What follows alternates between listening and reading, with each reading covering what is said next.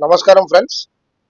నిన్న అర్ధరాత్రి మన బాబూజీ నగర్ పార్సిగుట్ట ఏరియాలో ఒక దొంగల ముఠా అయితే దిగడం జరిగిందనమాట. ఇది ఒక గ్యాంగ్ అన్నమాట. అండ్ ప్రీ ప్లానెడ్ దొంగతనము. సో ఇది ఒకసారి మన దగ్గరకి అయితే దీని సీసీటీవీ ఫుటేజ్ అయితే వచ్చినాయి. దీని గురించి మనం డీటెయిల్ గా ఒకసారి డిస్కస్ చేద్దాము. అండ్ ఈ సరౌండింగ్ లో ఎవరైతే ఈ పార్సిగుట్ట, ముషీరాబాద్, సికింద్రాబాద్, వారసిగూడ, సీతాఫలం వంటి సర్కిల్లో ఉన్నారో వాళ్ళందరూ కొద్దిగా అప్రమత్తంగా ఉండండి. అండ్ మీ వెహికల్స్ కానీ మీ ఇంట్లో ఒకవేళ లేకపోయినా కూడా తగిన సెక్యూరిటీ జాగ్రత్తలు అయితే మీరు తీసుకోవాలని చెప్పేసి నేను కోరుకుంటున్నా. ఇంకోటి ఏంటంటే యాక్చువల్ గా వీళ్ళు ఏంటంటే ఒక ఆటోలో వచ్చారనమాట. అర్ధరాత్రి 2:30 అరౌండ్ 2:30 2:30 టైంలో రావడం అయితే జరిగింది. విషయానికి వస్తే ఒక గ్యాంగ్ అయితే ఆటోలో కంప్లీట్ గా ఆటోలో వచ్చి అక్కడ ఉన్న మన ఏరియాలో ఉండే ప్రతి బైక్ ని ఏమేమైతే లాక్ ఓపెన్ అయ్యే ఛాన్స్ ఉందో వాటికి ట్రై చేయడం అయితే జరిగింది అనమాట. ప్రతి బైక్ ని టెస్ట్ చేసి ప్రతి ఏ ఒక్క బైక్ వదలలేదండి. ప్రతి ఒక్క బైక్ ని ఈవెన్ డిక్కీ కూడా ఓపెన్ చేయడానికి ట్రై చేశారు. ఈ ఘటన మొత్తం మనకు సీసీ కెమెరాలో అయితే రికార్డ్ అయ్యింది. ఇప్పుడు నేను ఆ ఫుటేజ్ మీ ముందుకు తీసుకొస్తున్నాను, చూడండి. ఫస్ట్ ఒక గ్యాంగ్ అయితే ఇక్కడ చూడండి.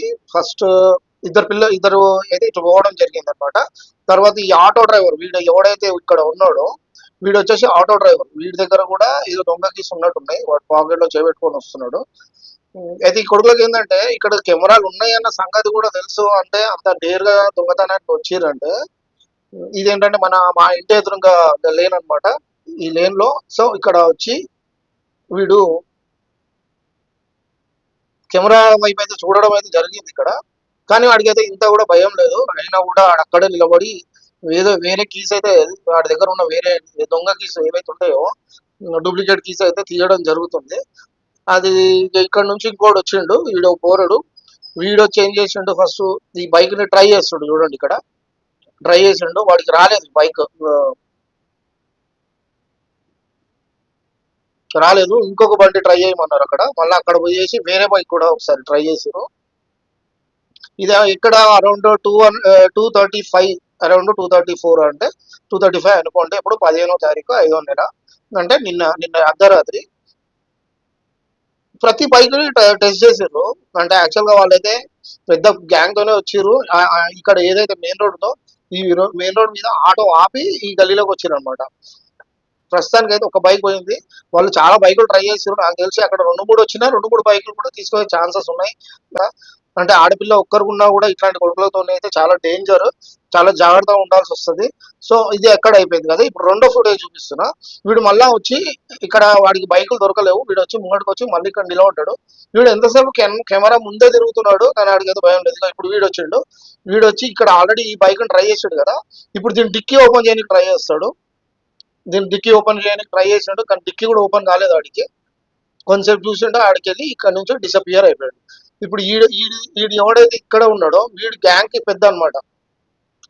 సో ఇక్కడ చూపిద్దాము మళ్ళీ ఒకసారి. డిక్కీ ఓపెన్ చేయడానికి ట్రై చేసిండు. ఇక్కడ మళ్ళీ ఏమో ట్రై చేసిన వాడు డిక్కీ ఓపెన్ చేయడానికి ట్రై చేసిండో, డిక్కీ రాలేదు. మళ్ళీ వీడికి నడుచుకుంటూ పోయాడు.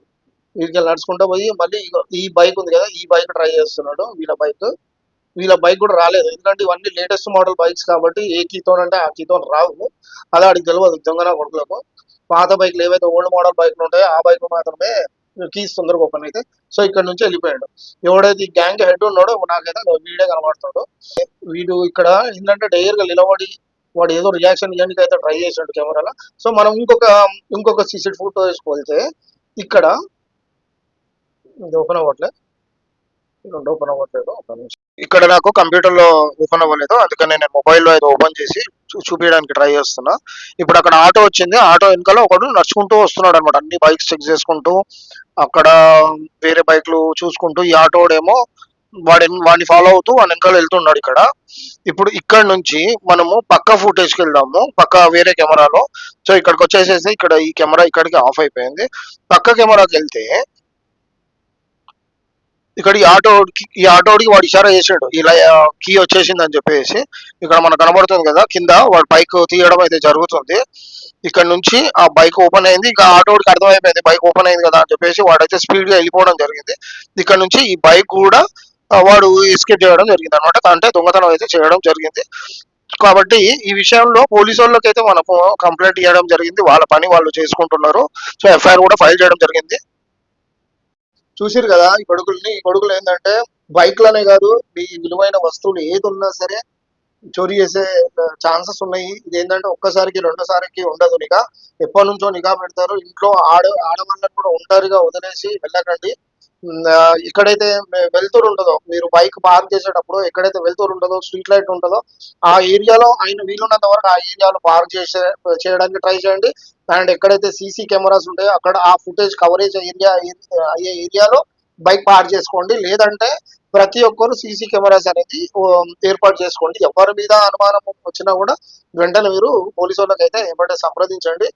అయితే ఈ విషయంలో మన బౌద్ధానగర్ పోలీస్ స్టేషన్ లో అయితే ఫిర్యాదు చేయడం జరిగింది అండ్ ఎఫ్ఐఆర్ కూడా ఫైల్ చేయడం జరిగింది. సో పోలీసు వాళ్ళు అయితే వాళ్ళ పనులు వాళ్ళు ఉన్నారు. సో ఇట్లాంటి గ్యాంగ్స్ మన ఏరియా సర్కిల్ లో చాలా మంది దిగిర్రు. కాబట్టి మీరు చాలా అప్రమత్తంగా ఉండండి.